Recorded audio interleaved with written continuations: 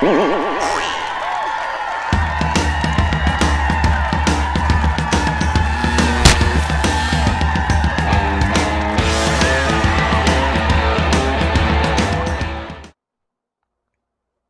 everybody. Welcome to another Comic Source Comic Boom collaboration. It's time for another episode of Spawn Daily. Today, we're going to be talking about issue 27, which I thoroughly enjoyed. I'm going to have the tiniest of nitpicks, and it's not even really a nitpick, just more of an observation. But I really enjoyed it, and I find it interesting because we talked last time, issue 26, about how the previous issues to that, the Hunt 4-part storyline, really kind of laser focused on Terry Fitzgerald and Al Simmons' past and FBI and CIA and cops and mob and all the earthly enemies going after Spawn and Terry Fitzgerald. And then with 26, it felt like, oh, hey, don't forget, this is a supernatural book, heaven versus hell, eternal war, blah, blah, blah. And then this is kind of thrown in there, and I don't know, it had some elements of maybe a little bit of heaven. We didn't really learn that much about sort of the villain of the week, or to borrow a term from Smallville, if you guys remember that show back in the day, it was Freak of the Week. And that's my little nitpick. Sometimes Todd throws these villains in here. We don't really get a name, and maybe he had a name and I missed it. But like the one in the Mark Silvestri drawn issue 25, where we didn't even get a name of the guy, that he felt like a Freak of the Week. Yeah. So that's my only kind of thing. And again, we have 275 plus issues to go, and if these people do show back up, I'm sure maybe Todd's just gauging the popularity, right? Let me see how people react. If they seem to like this Freak of the Week, I'll bring him back. Then I'll think up a name. I don't know. But overall, I really enjoyed the issue, and I thought the art was really fantastic. Again, art credited to McFarlane and Capullo, but nothing broken down. It's hard to. I sort of feel like maybe in these issues where they're both credited as artists, that Todd's doing like thumbnails or just real rough layouts and Capullo's finishing it. It's really hard to tell. But story is by McFarlane. Letters continue to be by Tom Orzechowski. Colors by Steve Olaf. So yeah, I really enjoyed this issue. What do you think, Rocky? Well, I agree with you that it's interesting that we're getting sort of another, almost feels like a throwaway character again, and this time in this character of Curse. And he did get a name. You're right. Yes, he got a name. Yeah, Curse, and which is good. It's because it sure makes it easier, as I said when we review, to be able to say a name of a character, because it's not easier. But yeah, we know he's a character that is looking into entrance into heaven, and he figures that maybe if he kills a spawn or if he kills a demon, he's all about the power of faith and truth, and he really wants to please his God, and he certainly considers himself an agent of heaven, and he's kind of a fanatical about it, and he seems to have his own following of street people, just like Spawn does as well, which is interesting. So again, interesting elements here. At least we get a name this time. Not the central narrative itself, in terms of moving the narrative forward, in terms of what Wanda is doing and Terry Fitzgerald investigating why the FBI, CIA, and mob are after him. That sort of drags on a little bit. A lot of the repetitive exposition again. So kind of the same tropes of McFarlane that he's had in previous issues. But this Curse, I like elements of this Curse story, and certainly we'll get into it once you start talking about it. Yeah, that's a good point. I'm glad you pointed that out, because I think a lot of the flaws are still there. Maybe I'm just getting used to them now, or that I don't call them. I don't even nitpick on those things anymore. But then when you mention it, it's like, yeah. And again, when we get into the kind of the synopsis here, we'll talk about it, because a couple of things are just like, no, that wouldn't happen. But my brain's going, well, it's McFarlane. In McFarlane world, it does happen. So don't even think about it very much. Because yeah, one thing with the files and Wanda helping out. And another thing that you mentioned about Curse, yeah, and I totally remember now that you say that he did get a name in giant lettering from Tom Orzechowski. He actually has something in common, and we'll talk about it, something in common with a very popular character this week, a very popular DC character who's making plenty of headlines this week because apparently his TV show debuted on HBO Max. And I'm talking about the Peacemaker. So obviously, Peacemaker came, he was actually a Quality Comics creation, and DC bought Quality Comics, and that's how he ended up. He never was in Peacemaker was never in the proper DCU until after Crisis, um, which brought those quality characters into the main Earth when after Crisis on Infinite Earths when there was only one Earth. That's when Peacemaker finally started showing up in kind of the main DC continuity. Obviously, this was years after Crisis, so Yeah. but we'll talk. We'll get there. We'll talk about what he has in common with Peacemaker. So fantastic cover to start off with. A lot of negative space and Spawn with a giant hole in his chest there. Not the first time we've seen Spawn with a giant hole, but one thing I like. I mean, it is a striking cover, but one thing I like, unlike covers of today, um, a lot of times the Spawn covers actually tie into what's actually happening in the comic, which is a little more rare these days. So, anyway, the story starts off. We're in Massachusetts. We see a robed and hooded figure. He's kneeling before an altar. It looks like a statue of Jesus there. There's candles burning. He's praying. He's talking about testing his faith and accepting this test that he feels that that God apparently or Jesus has put before him based on the context. We see there's a bulletin board on the wall that has a bunch of articles pinned up that talk about rumors of Spawn and Spawn on a rampage, blah, blah, blah. And we see him on the next page packing up what looks to be some very advanced technological weapons. Um, this figure mentions having to use technology from the secular world or the non-religious world, which confuses him. Like, if he's praying, clearly this is a man of faith. He's got a rosary hanging from his rearview mirror when he's driving in his car as he's praying the whole time. So very devout, pious man. Um, but if he's got this much belief, he's sort of probably thinking, or the impression I got is, why doesn't his God that he's praying to grant him powers, right? And like normally you think, oh, you're crazy, but actually in this world of Spawn, there is agents of heaven that will grant abilities and powers. Maybe this guy's just not all there. But another thing that you'll notice as he's packing up and as he's driving his car, that you only see his left hand. That'll be important in a little while. As he lands in New York, apparently from a private plane, we do find out his name's Mr. Kron. And he does mention, why have I been cursed? So again, as he goes through, he's walking the streets, probably trying to find those alleys where Spawn is. You'll once again notice you only ever see his left hand as he pays the cab driver, as he's walking down the streets. He's got bums, winos, whatever you want to call them, that are asking him for money, begging him for money. He's being solicited by prostitutes and constantly praying the whole time. Forgive them, Father. They know not what they do, which is actually a quote from Jesus in the Bible. So meanwhile, and this is a little bit of a jump ahead here, we have Spawn who's kneeling down next to the body of his friend Bobby. This Bobby being the same one that sewed Spawn's face up with the shoelace. And Spawn mentions another man died because I did nothing. And he's when he means another man, it's because we know last issue that when he refused to help the guy who had his daughter taken away by the courts, that guy committed suicide. Now we find out that Bobby has died, but we're like, wait, what happened? We didn't see this last time we saw Bobby. He was fine. And Spawn references Chapel. Chapel couldn't have cared less. The idiot blew his own head off. So apparently Chapel even committed suicide. But apparently it happened in Youngblood issues 8 and 10. And Spawn's pissed off because he didn't get a chance to kill Chapel himself. So again, weird how these things all line up with, Youngblood's only on issues 8.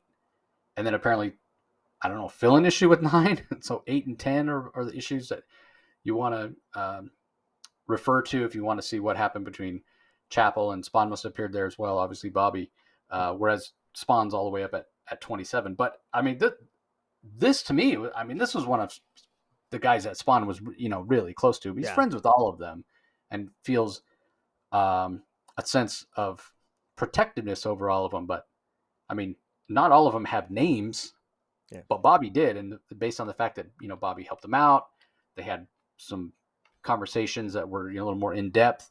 He was closer to Bobby. I mean, this has to bother this has to bother Al Simmons quite a bit. Yeah, I agree. What bothers me as a reader more though than Bobby dying, is the fact that I'm actually a little annoyed. I'm very annoyed actually that Chapel is killed in another comic book. Chapel killed Al Simmons, and it's I can I can appreciate for back in the early '90s. They want to pump up. I mean, Youngblood was a popular series. It sort of frustrates me that Chapel dies, kills himself in the pages of Youngblood. I realize that crossovers were common, but I think Chapel is a significant enough character in the origin of Spawn that him killing himself would be. I don't know why Chapel killed him. Chapel killed himself. Was it out of a sense of guilt or some kind of redemption? I have no idea, but it would be precisely that type of action or behavior of a character that would be perfectly in keeping with this Spawn narrative, this origin. So I would have, I'm frustrated, and I'm frankly, I want to actually pick up.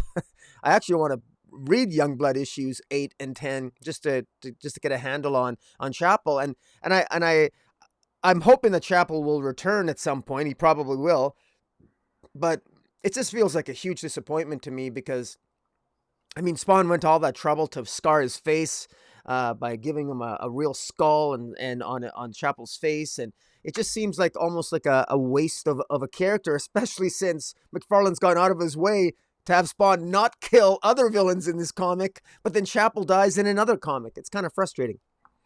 Yeah, I mean, kills himself. Spawn doesn't kill him, but I agree. But I was frustrated by this too. I'm like, wait, I wanted that should have happened here so I could see it. But I get it, right? Like I understand what they were going for, and they were trying to create when Image first started. They were trying to create a connected universe.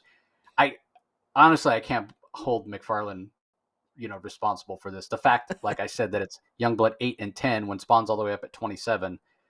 I'm sure McFarlane would have loved to have had Youngblood coming out on a monthly basis and be able to tie into it and help build something. I mean, for God's sakes, he's trying to build a Spawn universe now. This Mhm. this this could have been a connected shared superhero universe 30 years ago if the other guys could have pulled their weight and put out their books on time.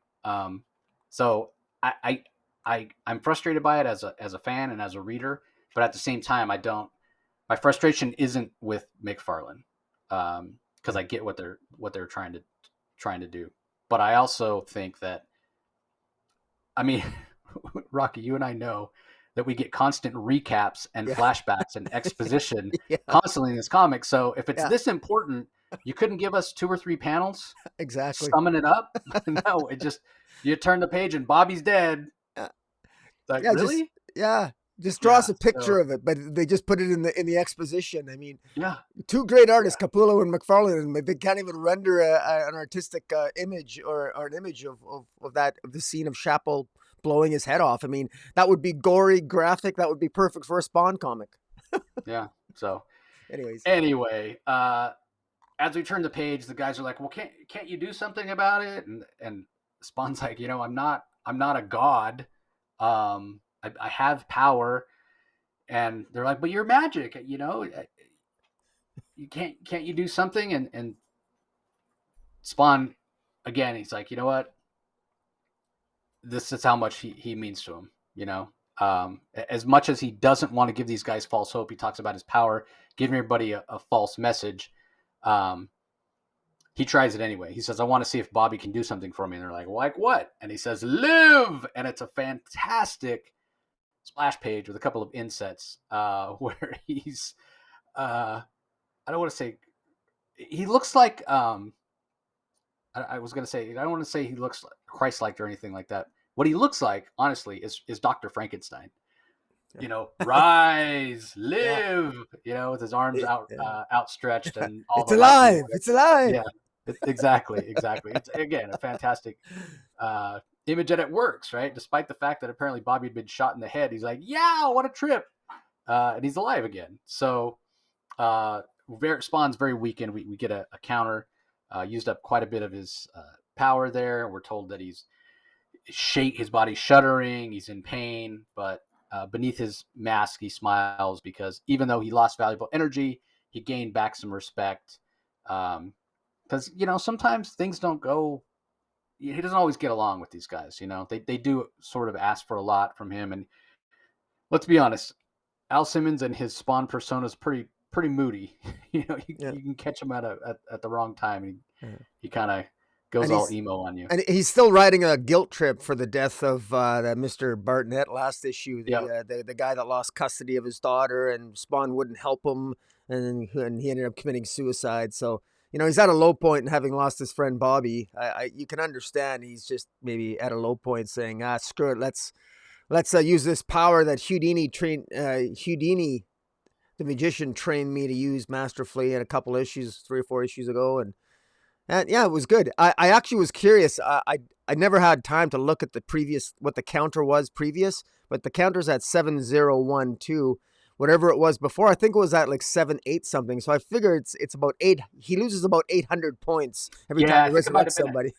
I think it might have been a 6. Oh, was it? But Okay, so yeah, five but but five e- hundred or but six. but but either way, I mean, I didn't look either, but that I seem to remember it was like 7612. But either way, I mean, Yeah, he uses up over, like if you think of it as 1,000, which yeah, is kind of the way I read it, 7,012. I mean, that's a significant, whether it's 6, whether it's 8, that's a significant chunk, yeah, like more than he uses when he teleports or any of that kind of stuff. So he really used up quite a chunk to bring Bobby back. But I mean, human life is sacred and probably yeah. worth it. So anyway, next we move on to the home of Wanda Blake. She's got her kid there crying, who apparently she's tired, needs to go down for a nap. But she's talking to Terry on the phone. Terry's talking about trying to figure out exactly what's going on. He's investigating who was after him. Everybody's letting him do it, which is strange enough. And they reference it later on, but he's like, yeah, it looks like Jason Wynn is involved somehow. Anyway, I'm bringing these files home, 57 of them. And again, like he works for, it's above the FBI, it's above the CIA, it's, USSG, United States Security Group, second only to the cabinet Yeah. ministers and The president. the president. This is like a top secret organization, but he could just bring files home. Yeah, exactly. Yeah, I'm like, wait, what?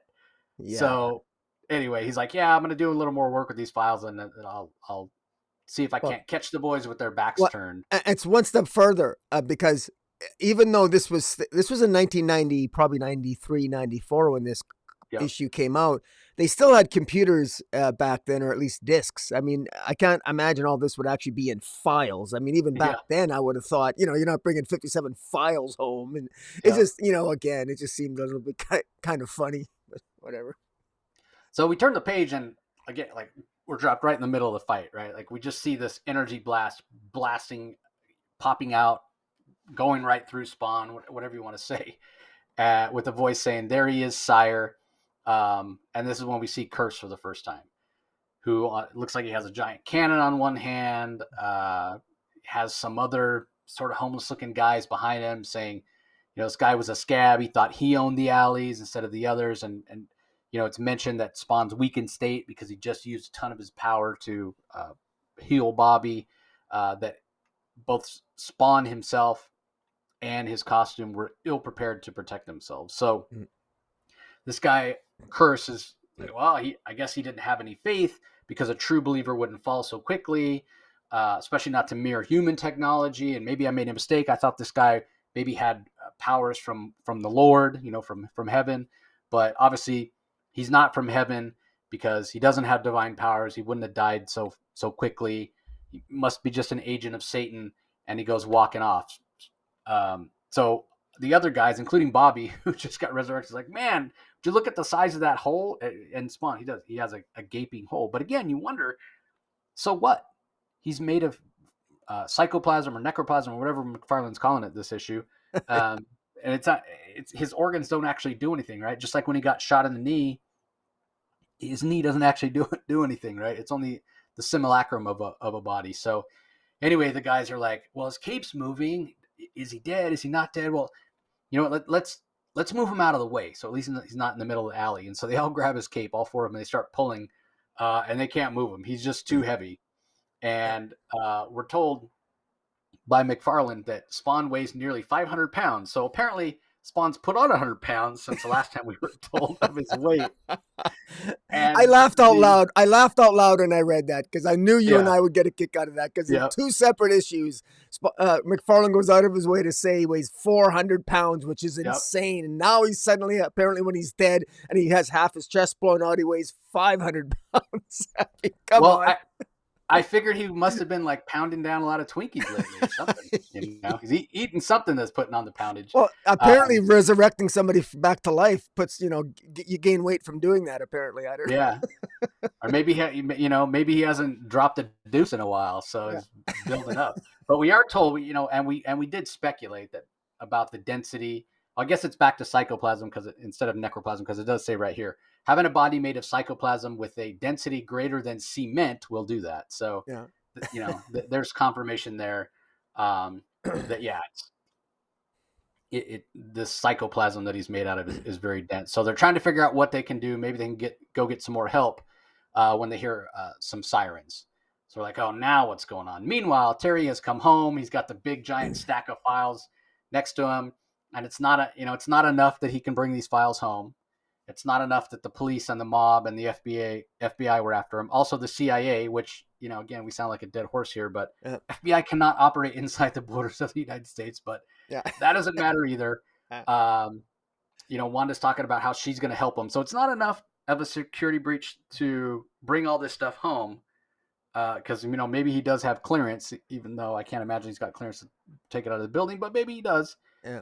But there's no way she's got clearance. She doesn't work for the USSG, but apparently she's going to help him find out who it was that was after Terry. And meanwhile, Terry's kind of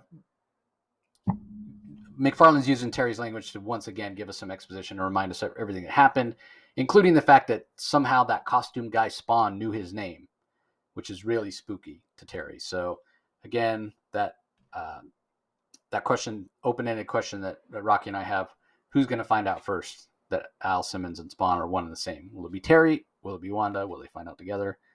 Guess we'll have to wait and see. So, And the funny thing is that if Jason Wynn was really looking for a way to frame Terry Fitzgerald with something, he could literally, you'd think he'd be able to frame him, or he doesn't even have to frame him. Surely, as you said, Terry Fitzgerald has violated some protocol by taking these top secret files home with him to go over with his wife.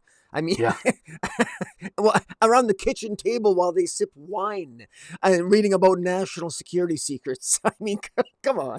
yeah, and she even acknowledges. I mean, this is McFarlane's way of saying it's okay. Well, aren't you going to get in trouble for taking these files? Not really. Something's got people acting weird. Who's going to know? Like, There's no security.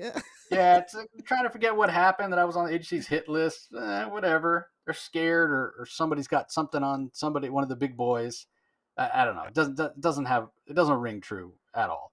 So meanwhile, back in the alley, the sirens they heard, there's this cop who needs to get through the alley, and he's like, hey, what's going on? Why is this body in the way? What's wrong with your buddy? And they're like, oh, he just had a little too much to drink.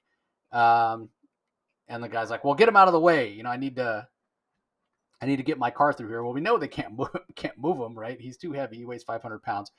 But what they did was, as soon as the cop showed up, they sent one of the guys off in the other direction, and he screams real loud. Apparently, his name's Jimmy, and he can scream like a woman very easily. And it gets the cop to leave the way that he came. So they do manage to get some help. They sort of move Spawn out of the way. Meanwhile, the guy who was in the armor earlier has removed his helmet, Curse, and he's doing some preaching. He's talking about, hear me, brothers. The place you live has so much evil, and there's too many unbelievers in the streets. You need to protect this. You need protection from the sinners around you. You need faith, blind, unquestioning faith. Hear my tale. This guy, he looks pretty creepy. He's got a bulging eye, big old scar. So we're told, and this is where I'm talking about the similarities with Peacemaker. We're told that peace, it was all he desired when he was a boy. So much like Peacemaker, all this guy wants is a little peace. Yeah. So it does beg the question, then why are you going around blasting holes in people? But Yeah. we'll leave that alone for now, and we'll give the guy's origin. So he wanted peace so bad that he prayed for it, and nothing ever happened. And so he realized that there was so much injustice, and the peace he dreamed of was so distant. He realized he must give something up, like personal sacrifice to God, to so that God will answer his prayers. So he takes a sharp stick and he gouges out his left eye, like you do, right? You Oh, make a sure. sacrifice. I'll just blind myself. I'll just gouge out my eye, and mark leave a scar on my face that's deep enough to remain there forever. Yeah. And then he continued to pray, and his prayers still went unanswered. So he thought, well, I have to give more. An eye is not enough. So without hesitation, he sacrificed his right arm, and that's the image that we see, the silhouette. He used a axe to chop off his right arm, which is why in those early panels, all we ever see is his left arm. And the doctor said I wanted attention and that my actions defied logic. And the doctors were right. Why wasn't this guy, the kid, teenager, I'm assuming, somewhere in there, why wasn't he locked up? Could Yeah. you not lock him up in a straitjacket because he only had one arm? This guy's clearly nuts. But regardless of that, he said they missed this guy, Curse, saying they missed the point. The point was truth. I wanted to find truth. The truth would be found through faith, not logic. This is all too, if you live in the world, and especially the United States in 2021, this fundamentalist garbage, it's all too familiar. So Yeah. he's like, you know what? They couldn't understand, so I decided to flip the script, and I lived the way they said I should. And I went to college, and I started a business, and I got rich, and I used my money to build myself a new, stronger arm, and I became even more resilient. As he says this, he lifts up his arm. We see that his right arm has been replaced by that giant cannon, the one that he used to blow a hole through Spawn. And now he awaits the blessings of God and God's truth. And I mean, this guy's just a zealot and a nut job. So as he's preaching there, his right arm, the cannon or whatever that blew a hole in Spawn, is destroyed. And we see Spawn standing there. Apparently, found those weapons. I mean, it doesn't look like either one's the actual ion cannon, but I don't know. He's got weapons from somewhere. Maybe he's got a stash from all those weapons he took from the warehouse way back when. Um, and he says, "Let me give you some advice. Make sure your enemy is completely dead before you walk away. Otherwise, you'll think you're being chased by a ghost." So apparently, Spawn not dead, although still has a hole in him, big giant gaping hole. Um, and the guy's all upset because his arm was destroyed, and so there's a bit of a battle, and it's not really that much of a battle. It's more like in typical Spawn fashion. This guy's kind of beating up Spawn until, I don't know, like a Spawn the Hulk. It seems like Spawn takes a beating to start every fight before he then turns the tables, gets mad. And in this situation, when the guy thinks that he's knocked Spawn out again, uh, he turns his back on Spawn, and then Spawn jumps up and kicks him back, saying, "Eat me, old man," and starts just relentlessly pounding on the guy. So much so that Spawn's friends are like, "Back off! We're not going to let you lay another hand on him unless you intend to go through us," which is kind of interesting. Like these guys are like, are they trying to save Al from himself, from beating this guy to death, or do they? Is the brutality that Spawn has? I mean, it's not quite clear. It felt kind of strange. It would seem to me that these guys would just let Spawn beat the crap out of this guy. Well, I got the Um, impression that he had friends, that some of them like Curse, because there were other people in the alley that didn't, that, because Curse has some other friends in the alley, because at the beginning of the yeah, issue, that's Curse. true. He, So he did I have the just, people he was preaching to that maybe were coming around to his side. yeah, and the thing is, it should be noted that this Curse isn't going around killing people. He's actually forgiving people. He's sort of he's a preacher. He's not really, he wants to kill Spawn because Spawn, he views Spawn as a demon, but it's not like he's going around like murdering random people like some of the other fanatics. He's clearly a religious fanatic, but he's not a murdering psychotic, other than he just wants to kill Spawn. I got to give a quick shout out. One of my favorite lines when he says, when Spawn shoots his arm off, Curse says, "My arm, you've destroyed it. How dare you?"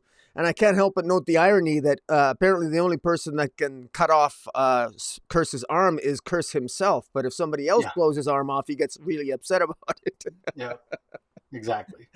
Spawn could be like, "I'm just making sacrifices, man." Yeah. So anyway, on the next page, here we see Wanda clearly breaking the law. She's going through all the files. She's talking it over with Terry. Terry's like, "Yeah, you can see that somebody planted all this false information about me having to do with the theft of some hardware." And Wanda's like, "Yeah, and there's some kind of mafia tie-in, and they're speculating on whether it's some kind of a illegal arms sale or what exactly is going on." So Terry takes a little break. He's putting Cyan to bed, and Wanda tells herself, Terry's gone through so much trying to piece this together, and trying to hunt down the CIA or FBI or whatever. That's way out of my league. But this Spawn character, like he knows Terry, like he knew Terry's name. Maybe that's something that I can figure out. Maybe I can focus on that. So it's a little foreshadowing. Goes hand in hand with what we were saying before Mm, about who's going to find out Spawn's true identity first. So again, McFarlane keeps throwing it, and I love that he's doing it. Right? He keeps saying, "Oh, look, Terry's thinking about who the true identity of Spawn could be. Now Wanda's thinking about it. We still don't know which one's going to find out first." So on the last page here, we see Spawn. He decides he wants to get this cursed guy so bad. He doesn't care who's getting in his way. He's beyond caring about who's in his way, is the way McFarlane puts it. His thirst for revenge has consumed him, and no one will stop him. So it ends with his hand around the throat of Curse as the homeless guys, even some that were friends and were talking to Spawn, in the alley where Bobby was killed, that just at the beginning of the issue, they're all trying to pull Spawn off of this guy. So yeah. it says the end, question mark, clearly not the end. I haven't read issue 28, but I'm assuming it's going to pick up right where this one left off. So Yeah. yeah, like I said at the beginning, a little bit of a freak of the week. I don't know how much this curse guy shows up again after this issue, but um, yeah, I mean it's fleshing out the character. Uh, like I said, Al Simmons does seem to be a pretty moody guy. His mood swings seem to be pretty epic. Yeah. Um, I but don't yeah, I blame. guess we're getting more context. Yeah, I don't blame Spawn for getting pissed off here. But I Yeah, wonder the if guy blew a hole in him. yeah, well, that's exactly right. But I also think maybe it serves part of the larger narrative because one of the things that Malbrosia stated in a previous issue, I think it was last or the second last issue, where he was telling the other Hellspawn about, why did they pick Al Simmons? It's because Malbrosia picked Al Simmons to be the Spawn, the Hellspawn, because he's got apparently Al Simmons has a capacity for evil that is greater than a lot of people's. And perhaps maybe Al Simmons' actions here in going through his own friends, I mean, plowing through his friends, is giving some small hints at just how insane Al Simmons' Spawn can become. Maybe this is just a little bit of a hint of that. My other observation here is I'm wondering why the forces of heaven aren't recruiting Curse. This Curse Yep, character I thought he's that too. human. He's human. So and he's already fanatical and he's human. He doesn't need to be manipulated. He doesn't need to be brainwashed. He's already brainwashed himself. He's already shown his commitment by taking his own eye, cutting off his own arm. And we know the forces of heaven can probably, have their own form of probably psychoplasm or whatever to just like they did with Jason Wynn. Why recruit Jason Wynn when you got guys like Curse this Curse is whose real name is Mr. Kron? Why not use him? So it's kind of curious here that we not only have heaven and hell involved, but we got just natural humans like Mr. Kron, i.e. Curse, who's just as fanatical and is just as powerful and a potential threat to Spawn. And he just uses ordinary weapons. Couple of shout outs I want to give again that I love. McFarlane, Al Simmons he just likes to curse. I mean, at one point here, Al Simmons actually insults Curse by calling, I don't know who sent you, but whoever sent you, Curse, is one sick puppy, suggesting that God himself is a sick puppy. And that just sends Curse into an out, enrages Curse. I just love the dialogue here. It's literally like two bullies in high school getting into a fight, and of course before the fight, you got the bad mouthing back and forth, and anyways, I love the art. I mean, there's a solid here of like 4 or 5 straight pages of just fantastic art, and again, it's great. It's both McFarlane and Capullo on the art. I'm not sure exactly, I guess we'll credit them both, but just really great art, great action scenes. The colors just pop off the page. This is good stuff. I really enjoyed this, and I'm I'm actually curious. I would like to see Curse again because I think Curse is not evil. He's fanatical, but I think Curse could be a potential ally to Spawn at some point because I think I don't I don't know. Curse is maybe a wild card here, but you know, at this point, like you said, McFarlane's propensity for sort creating these characters out of nowhere. And, this one, at least we got a name for Curse. We never got a name for the one character before. Um, again, McFarlane has me intrigued. He pulls me in, and kudos to McFarlane that I mean, clearly he had the discipline. We're at issue 27 here, and when you back in the day, I imagine back in the day, in that same period of time, Youngblood only has 8 or 9 issues out of that period of time. You can see the commitment that McFarlane had, that even if McFarlane never had the time to contribute to his own creation, he at least had the wisdom to get other writers and artists involved to make sure that Spawn came out with relatively few delays.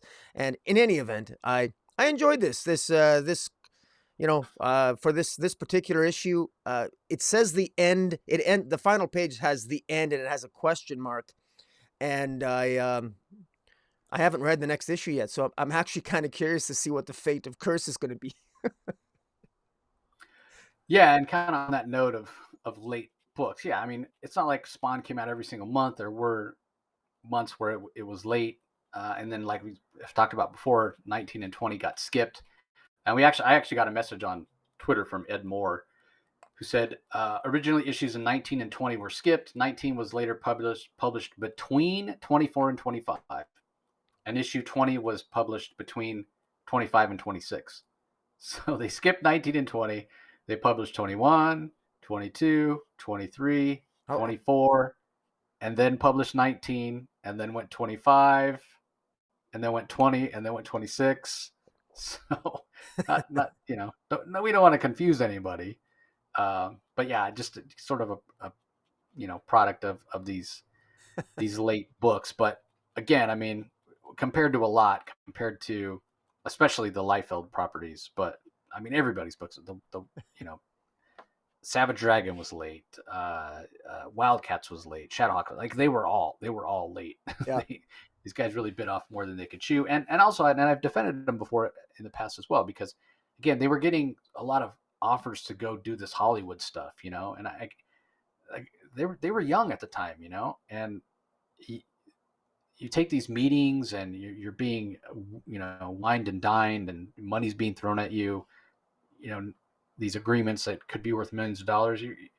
You can understand how their focus could waver. So anyway, yeah, I really enjoyed issue 27. I should also mention I got my other sponsor that I'm rocking. I think I like this one even better. It's real classic, even better than the other one.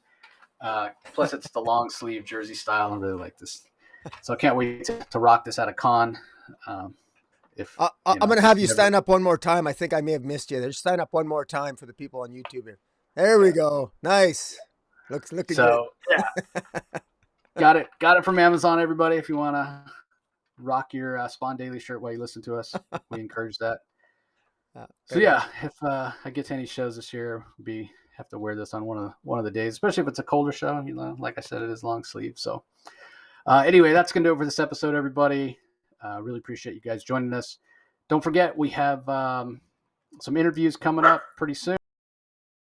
I was supposed to have an interview with Jerry Conway, but unfortunately there was a scheduling mix-up, so that'll be coming out soon. We're going to be talking to Jeremy Adams. And speaking of Jeremy Adams, there was some big news that dropped yesterday about a sequel to Flashpoint written by Jeff Johns, Jeremy Adams, and Tim Sheridan. So looking forward to that. Yeah, we'll have to. I've already reached out to DC about doing an interview with Jeff Johns, and I'm sure Jeremy won't be able to say much, but we're going to bring it up. We'll Absolutely we are. Pick his brain. Yeah, we'll see what if he can say anything at all about it. So that's coming up pretty soon as well. So and what else do you have going on? Anything you want to mention? Well, I got tomorrow night I'll be guesting, or tomorrow morning I'll be guesting on Chillmonger's channel. Well, that'll be today when this or I guess today when this released. Yeah, right on Saturday. right. Yep. I'll be on Chillmonger's channel. That's Chillmonger, Chillmonger, and we're going to be answering 33 burning DC questions, and so that'll be at I think 11 a.m. Mountain Standard Time on Saturday, January 12th. So that's the next thing I got coming up.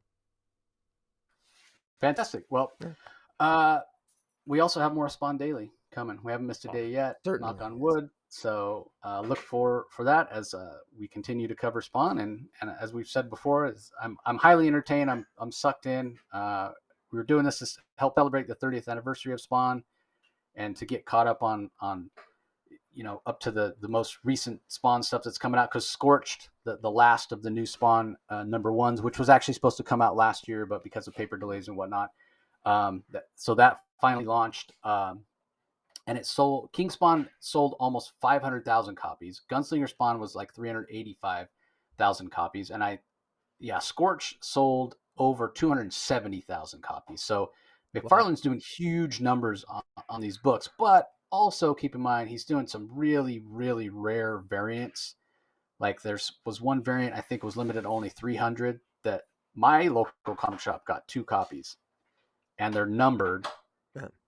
and signed by McFarlane, and they're $750 each. And I'm Yeah. so that definitely helped pad the numbers. But Yeah. be that as it may, Spawn continues to be a popular property. Yes. McFarlane continues to be a very popular creator. The other thing, and I should mention, and I don't even know if you know this, Rocky, but there was another big McFarlane thing that was released on Friday, the 14th, um, through Target. So that very famous Todd McFarlane cover from Batman Year Two, there is a action figure of that from Target that got released. I think it was at 7 a.m. Pacific. So I don't know if you're You, curious to go check it out. I think it's like $50. Batman Year Um, 2? You mean his Batman cover? yeah, his Batman cover. Yep, Oh, there's with an the cape. action figure with the Okay. giant cape. Ah, Yeah, yes. Yes. Oh, yeah. that was So finally released. Yeah, because I saw him make that. I saw his promotional video for that. yeah. Yeah, So they it's did. Yeah, they did a pre-sale a couple months ago that sold out in a matter of minutes, mhm. and then today it's like officially released. Like you might be able to go to Target and find one, or you can go online and Good so luck. yeah, yeah. Well, again, I'm just the reason I bring it up is just to remind everybody. I mean, McFarlane's been doing this for a long time. He's beloved. Right or wrong, whether you think he's a great creator or not. Obviously, we see some flaws in his writing, but there's no denying the man has a following. So Oh, he does, and he knows how to. Well, I love McFarlane, man. He's passionate about comics. He loves the fans. He interacts with fans. It's all about the fans. And look, you can say, well, he's just catering to a speculation market, and he's doing this, he's doing that, he's artificially inflating the numbers by doing 1 in 250 variants, or ratio variants of 1 in 50, 1 in 100, wait, man, that's all part of the business, and it gets the fans in invested, and there's a lot of people who are collecting that. So he's catering not only to the fans of the character, but fans of the market itself, because yeah, speculators are collectors too, and he's capturing all facets of the comic book industry. And so, hey, man, all the power to him, because there's a lot of talk and debate about are comics dying or not. Well, I tell you what, whether they are or not, Todd McFarlane isn't, and neither is Spawn. Oh, sorry, your volume went cocked out. yeah. So I mentioned 500,000 copies of King Spawn, 370,000 copies of Gunslinger Spawn, 270,000 copies of the Scorch, and you think, well, that's a lot. It's inflated because he did all these ratio variants or whatever. Keep in mind that those numbers don't come close to what the first Spawn actually sold. And yeah, for the first 10, 15 years after Spawn came out, you could find it in a dollar bin, but Yeah, can't find Spawn number not ones in anymore. dollar bins anymore. And what did we say it sold? Like 1.7 Yeah, million, I think. 1.7 million, I believe. Yeah. Yeah, yeah, Yeah. So even if we're talking about, the highest one, King Spawn last year was only 500,000. So yeah, it might not be worth a lot now, but in 25 years, 30 years. yeah. So Right. Anyway, who knows? Who knows? Maybe by that time we'll be doing another Spawn Daily for the 60th anniversary. Yeah, if we're still alive. Right. Comics keep you young. I plan on being alive Well, it in better 30 keep me years. very young. That's another 30 years, my friend. Okay, well, that's going to do it, everybody. Don't forget to head over to YouTube and subscribe to the Comic Boom YouTube channel. Just do a search for Comic Space Boom exclamation point. Ring the notification bell so you know when new content comes out. Subscribe so you don't miss anything. Like this video. Conversely, if you check us out on YouTube all the time, but you haven't been listening to any of the interviews or Comic Source audio content, just go to your favorite app or favorite podcast platform, Stitcher, Google Play, iTunes, whatever it is. Do a search for the Comic Source and subscribe because episodes come out every day and you don't want to miss anything. So we really appreciate you guys joining us as always, and we'll talk to you next time. See you later.